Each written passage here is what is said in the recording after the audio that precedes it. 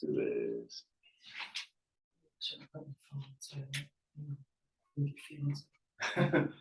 All right, Leah, nice to see you. How are you doing today? I am doing good. How are you? I'm doing well. Thanks for asking. So I'm just going to go over this informed consent form just to make sure all our bases are covered.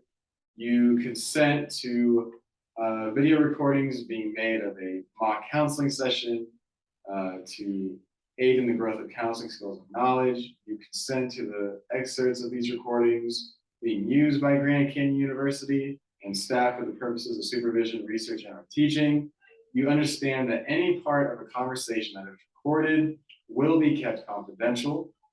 You will not disclose any information that may identify you in a mock counseling session recording. You understand that Zoom will be used to record counseling sessions and that Zoom meets both HIPAA and FERPA confidentiality standards.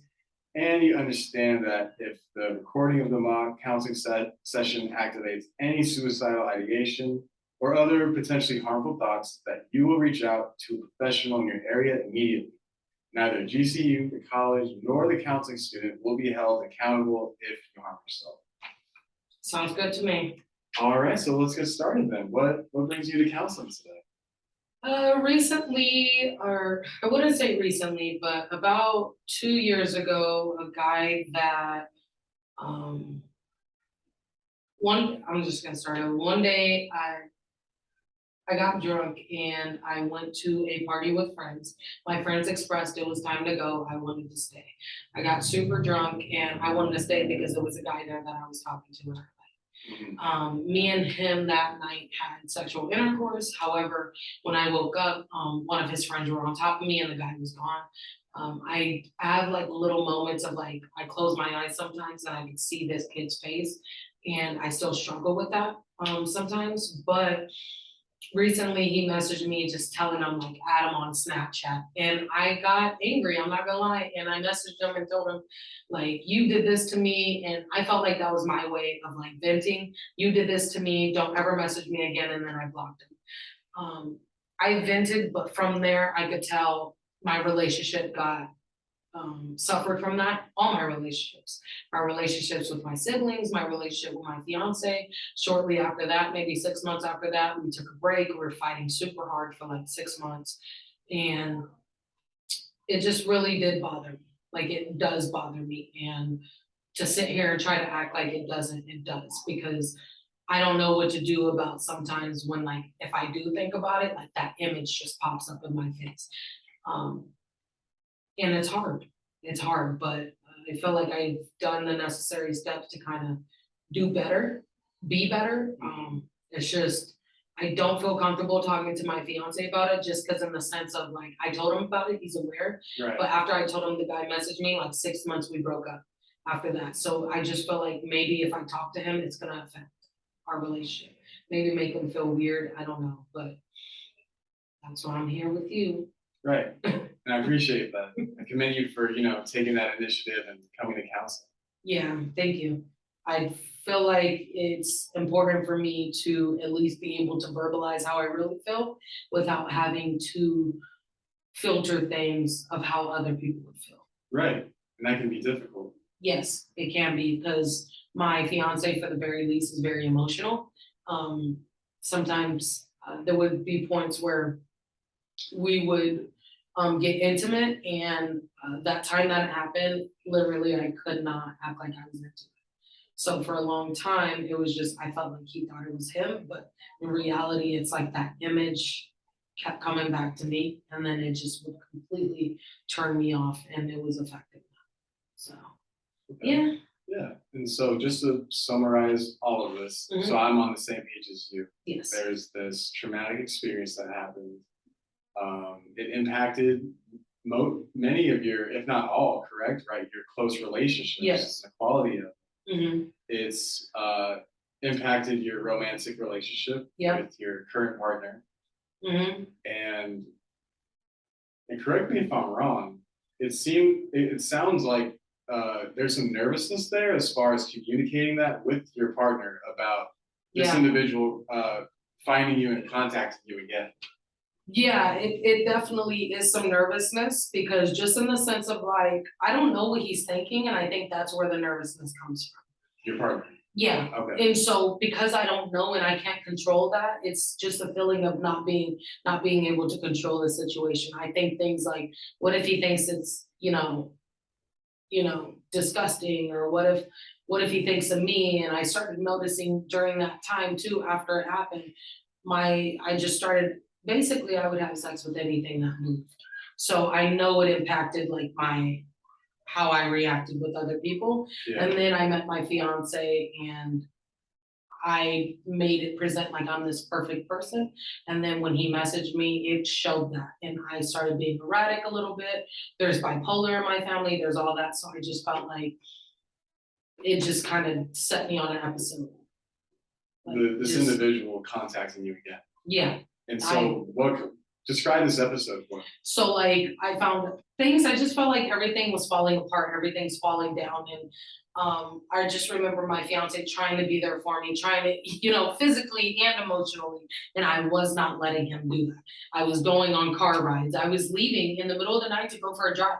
I legit would drive for like an hour just to clear my head. And it's like, I'm not allowing him to help me. And I think that's really what affected us having that break. But at the same time, I felt like he should have tried more. But All right, so neither here or there, we're together. right, well, let's explore this a little bit. Okay. So there's this part of you that feels a bit emotional about the fact that, like in your own words, he could have done more, Mhm. right? So that almost has like a feeling of resentment there. Of you see that I'm clearly not how I'm usually acting, and it's almost like you kind of expected him to sort of To be more step nurturing. right. And what would that look like? It would look like what he was doing. And that's where I know I'm like, maybe I'm expecting too much. I don't know, because he was doing that. Right. I'm sorry, babe. I'm sorry that happened to you. Are you okay? Let's watch a movie together. Right. He was very much doing that. I think it's just that when I would say no, it would end at that. Maybe I'd get an "Are you sure?" but it would end at that. So that's really where I was kind of like, like, Yeah. like, why aren't you doing more? But at the same time, I'm not talking to him about what he could do more. I'm not giving him that feedback. I'm not helping him. So I see two sides of the coin, Right. and I know that I wasn't like doing that much. And this is where I'm at. Like, I kind of am hard on myself with that sense. Like, why didn't I go tell the police what happened to me? Right. Why didn't I did tell my friends what happened, but they were kind of just like, okay. I think I wanted everyone to do more. When I told everybody what happened, it was kind of like, I'm sorry, but I don't know what more looks like. I can't describe more. You know what I mean? Like, I can't put that in words, but I just felt like everybody was like, oh, okay, that happened to you, cool. And that's how I feel. I feel that's what gets me frustrated. Like, Jersey did try, but I just feel like when I told people, they were just like, okay. And that made you feel That made me feel like I've always listened to everyone talk. I've always been there, but that's your reaction. I guess I expected an emotional reaction, maybe crying. I'm so sorry that happened to you.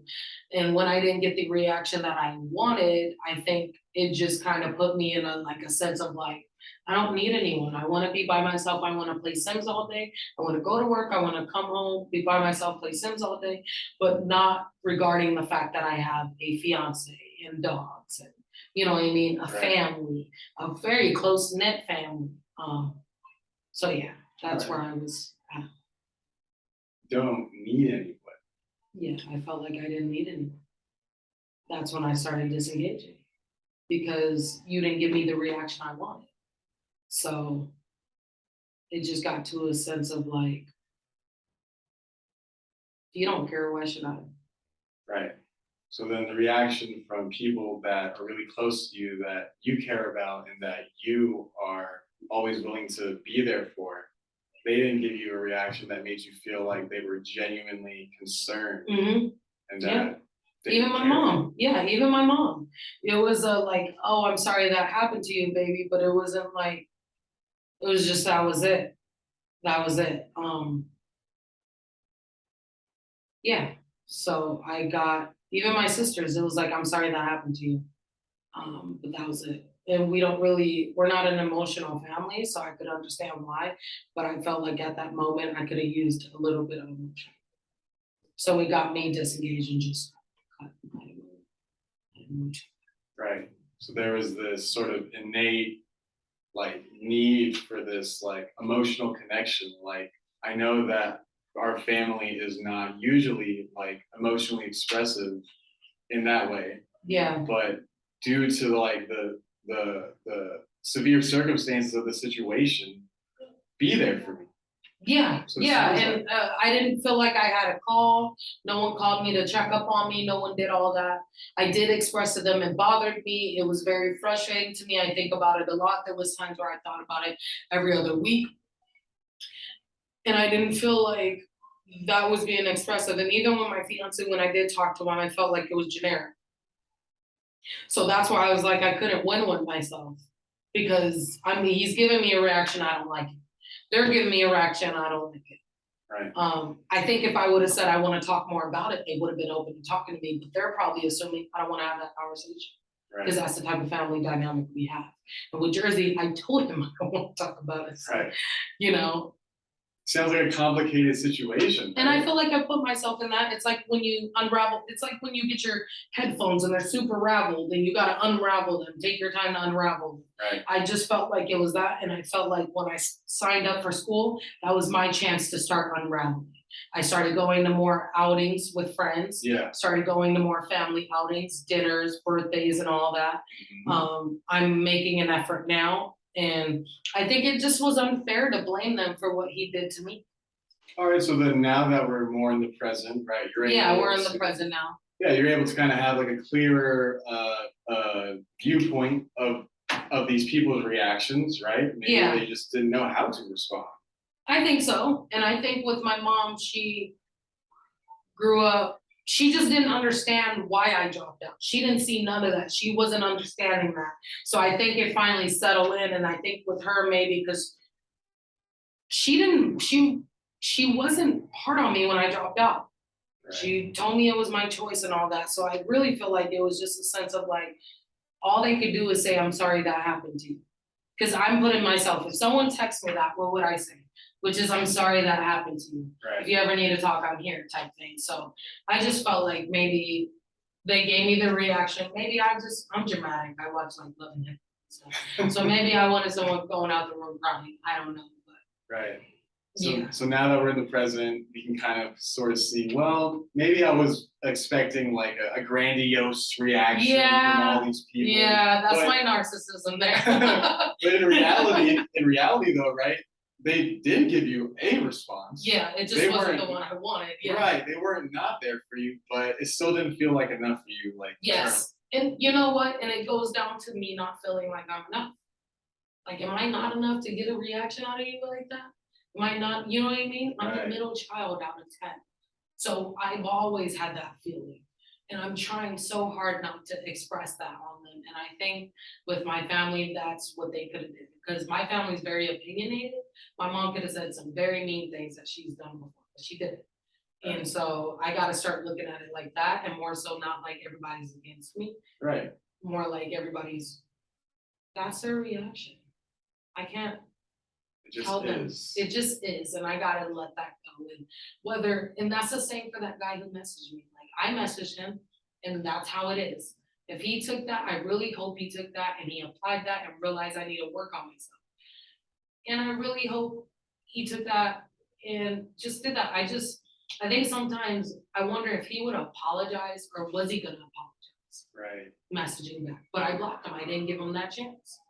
Well, I think it shows a lot of strength and resiliency on your end to respond to him, to respond to him in the nature that you did, right? To literally inform him of how that traumatic experience affected you, and for you to communicate that to him, I think is huge, and it shows how far you've come in your healing journey.